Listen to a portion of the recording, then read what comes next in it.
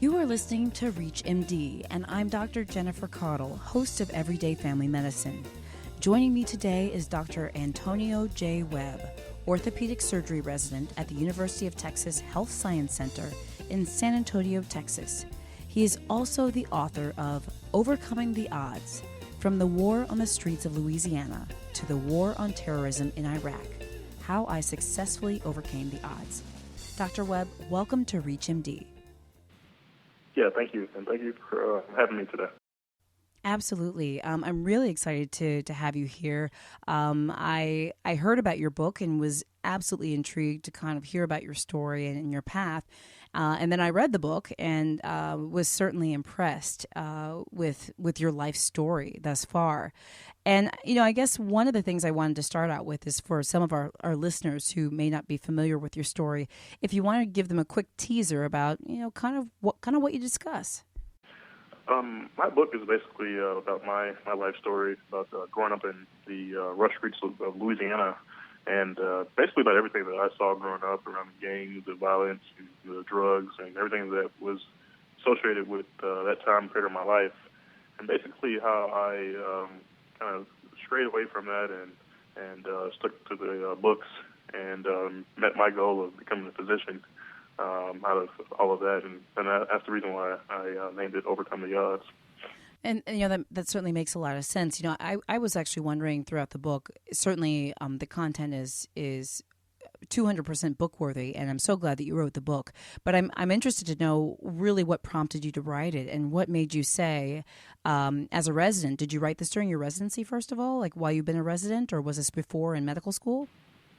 Yeah, I started writing my first year in medical school. I started a little blog, and I had a lot of pre-med students and high school students, college students were emailing me, following my blog, and about the day-to-day life of being as a medical student.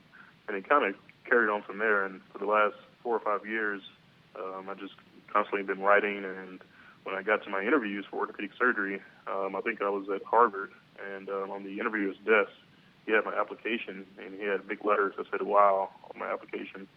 And majority of my interviews, that's what the interviewers wanted to talk about, was my life story.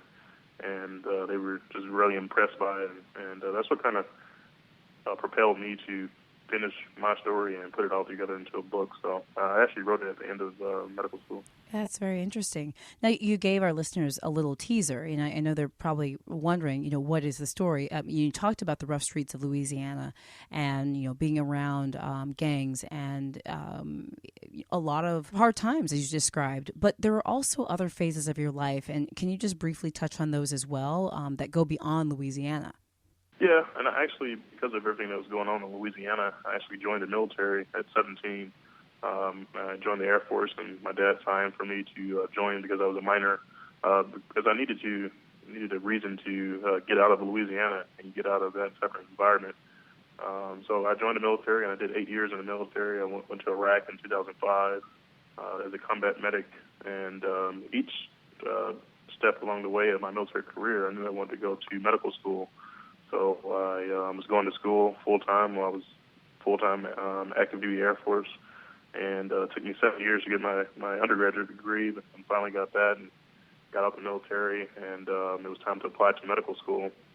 I thought I was very prepared and a non-traditional student because of everything that I went through, and I applied my first time and I got rejected.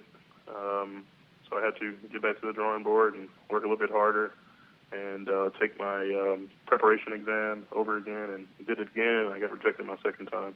So it wasn't until my third time applying to medical school that I actually got accepted, and it just speaks to the persistence, and it's something that I wanted to do ever since leaving a program in Louisiana. I wanted to become a physician, and there was nothing that was going to stop me from doing that. So, well, that's amazing, and I think that's it really is a remarkable story and a very inspiring story. I was thinking as I was reading the book, and I'm so glad you talked a little bit about your military experience and then your experience going to school and your quest for, going to med school and the application process, et cetera. Going back a little bit to, growing up in Louisiana, you talked in the first number of chapters about some of your childhood experiences, the people you were around and grew up with, day-to-day life, and you speak about it with such familiarity. I was wondering, you avoided, I guess I'll call it danger, for lack of a better word that comes to my mind, in terms of getting pulled into some of the lifestyles of people around you. What do you think was the biggest reason? What allowed you to avoid that? What allowed you to avoid taking the path that so many of your peers took when you were growing up? Yeah, I think that's a very good question, and I get asked that all the time. And even to this day, I kind of think back and kind of ask myself that same question, because a lot of my friends who I grew up with are either dead or in jail. At one point, 3 out of the 6 members of my family were in jail at the same time, all for different reasons. My little brother was in jail for a juvenile life sentence for armed robbery. My sister was in jail. She did 4 years in prison. And ever since I was little, my mom has been in and out of jail, on and off drugs, even to this day. So, like I said, I ask myself that question all the time. And I don't know what it was about me, but I knew that it was a program that I attended, the Fair Park Medical Careers Magnet program, that kind of got me interested in medicine. And I credit that program for me being a doctor today and kind of keeping me off of the streets and out of trouble, because once I saw that there was potential outside of Shreveport, that's when I became very focused and became very just watched who I hung around and associated with. So I kind of credit that program, and also my father, who was in the military at the time when I was growing up, and kind of credit him raising me and my siblings as a single father. So I kind of credit multiple things. Right. No, I mean, that makes perfect sense. And I definitely want to talk about that some more as we go through our interview. For those of you who are just tuning in, you are listening to Everyday Family Medicine on ReachMD. I'm your host, Dr. Jennifer Caudle, and I'm speaking with Dr. Antonio J. Webb, orthopedic surgery resident at the University of Texas Health Science Center in San Antonio, Texas, and the author of Overcoming the Odds, From the War on the Streets of Louisiana to the War on Terrorism in Iraq, How I Successfully Overcame the Odds. So we're talking again about your path, who your inspiration was, what allowed you to not take the path that so many of your peers took. One of the things you also talked about in your book was some of the health conditions that family members had. Can you tell us how that impacted even your desire to become a doctor in particular? You just, before the break, you talked a little bit about some of the programs you were in as a child and how that influenced you. But talk to us about the health of your family and how that changed you. Ever since I was little, there was something that was unusual about my mother, and I kind of picked up on this as years went on. She was always in the hospital. She would come out of the hospital and be home for a week and then end up in prison and back in the hospital. So I never knew what was going on. And my father, I'm not sure why he held this from us while we were growing up, but he never really explained this to us until I was actually in medical school. I was taking a pharmacology class, and we were studying psychiatric medications. And my mom had suddenly called one day, and she said that she was taking her medications, and I asked her, "What medications are you taking?" And one of the medications that she was taking was a medication for schizophrenia. And at that point, it just all clicked. Everything that happened up until that point of why she was in the hospital so much and acting kind of unusual throughout the years. And so I didn't find out. I think I was 26 or 27 before I found out that my mom and my little sister had schizophrenia. So that was definitely eye-opening at that point, and kind of explained a lot of things before that. So it sounds like you didn't even actually understand what their diagnoses were until you were actually in medical school. So, I mean, that must have been difficult as well, at least certainly eye-opening. I want to know, and I think this is something that a lot of people might be wondering, is there were so many things that occurred through your life. Did you ever have days where you just wanted to give up? And if you did, what did you do? And what made you keep going forward? Yeah, I think even to this day, I'm still faced with challenges. I have to work extremely hard. Orthopedic surgery is, hard residency. It's high expectations. The hours are long. So even to this day, it's a constant battle to kind of stay on track and keep going. But I think throughout my life, just seeing everything that happened in Louisiana, the circumstances, the environment, how my family have gone through different traditions, have just kind of who we are as a family. I didn't want to repeat that same cycle with my family and for generations to come. So I think that was what inspires me, and also just seeing my father struggle day in and day out to raise my three siblings and I, growing up as a single father who went through a childhood himself where he went to prison and did drugs and he sold drugs in the past. So to see my father struggle day in and day out, that even to this day inspires me to keep working hard and never give up. Absolutely. Are you close with your father? Do you have a relationship with your father? Yeah, very close to my father. He's probably one of my heroes in life. Is just seeing him change his life, going from a drug dealer to becoming a minister, and just being a role model and an example, and keeping us all together and safe in Louisiana. I think he's my hero to this day.